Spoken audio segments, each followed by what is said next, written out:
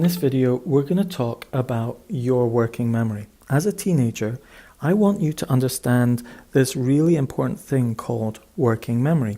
I've got a picture here of a cog with a table in the middle of it and three things on the table: a banana, some bread, and some milk. You might have heard of working memory. I'm going to give you an example using a table as an example and how you've got a choice as how to use your working memory, and it's important you understand how it works.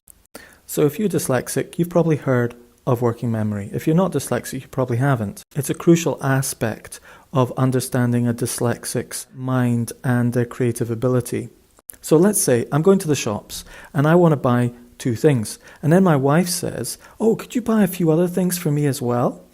I know I can remember two or three things, but when I'm asked to remember four things, if I get interrupted when I go to the shops, I know from experience that I will have forgotten all of them except for one thing. It's just a strange thing that I never understood until I understood about working memory. I want to explain to you what that's like. It's kind of like your working memory is a little table which you store things in until you move them into your full memory. And you put things on the top of this table.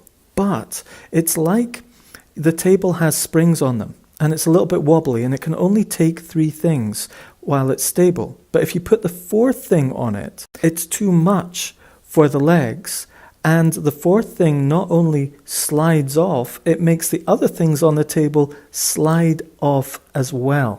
And maybe only one thing gets left. This is a curious aspect of I've experienced with working memory. I've got a choice. What do I do?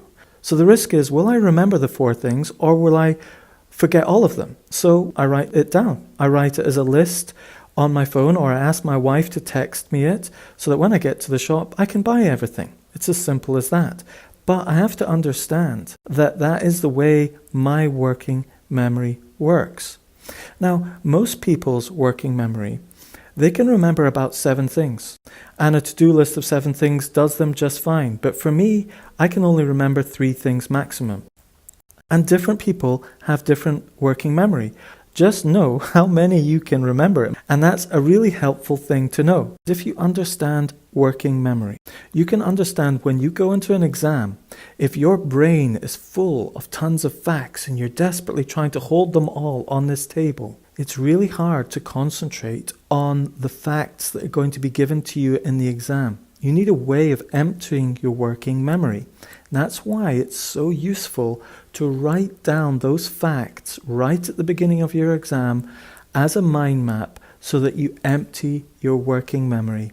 So I hope that encourages you to write things down to empty your working memory so you've got more space.